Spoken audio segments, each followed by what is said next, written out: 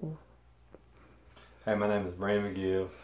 I'm 35 years of age. I want to talk to you guys about AFib. I was 34 when I first had my first AFib attack. I had just got through eating pizza. I think I drank root beer. I'm not for sure. I can't really remember. I think it was root beer. We had ate at Pizza Hut, and I worked out all the time. I was running like 5-6 miles a day. I took pre-workout. That's the only supplement I was taking was like pre-workout, like C4, Anal Explode. One more I always take. Women More. Just take Women More. About 20 minutes before I worked out.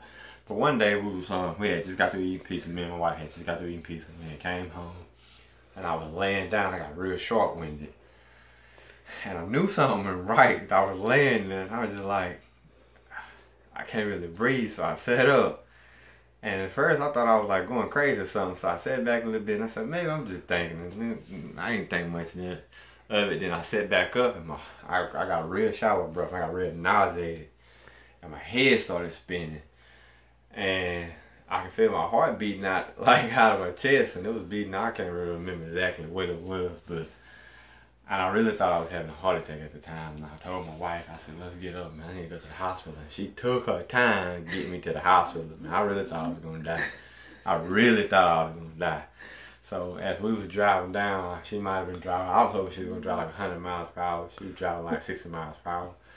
And I couldn't breathe. I felt like if I was going to throw up, I probably would have died. That's how I felt. I thought I was having a heart attack. So they got me back there. I can't really remember. I think it was like when they first got me back there, it was like 170 beats per minute or something like that. I can't really remember when they first got me back there.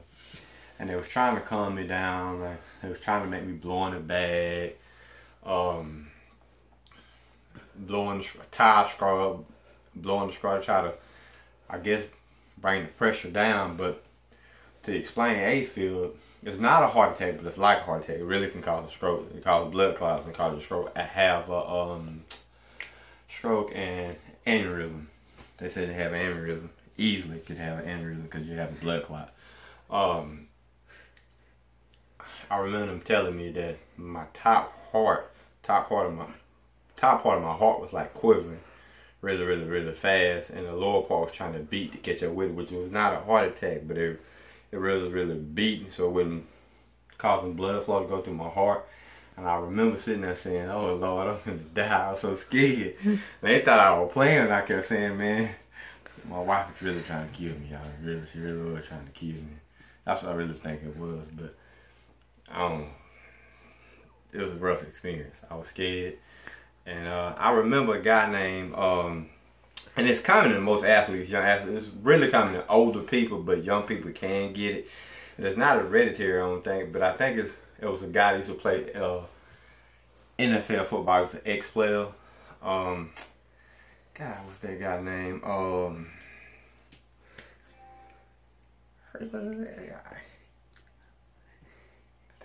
I can't remember his name. Anyway,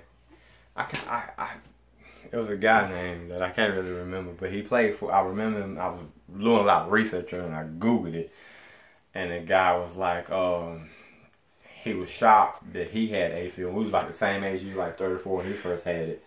We was like the same age, so he was kind of shocked that he had it. He had been lifting weights, running, playing NFL football. He wasn't doing anything wrong. He drank coffee, and I think this got a lot to do with caffeine. People that take a lot of caffeine, and I do drink coffee and I do take pre-workouts, but pre-workouts do have a lot of caffeine. Well, the first experience was a scary experience, and once I went through that, I had a few more after that, but I kind of was able to control them. Like, as soon as I feel like one coming on, I try to like bear down to keep from one coming on, try to relax myself like right away.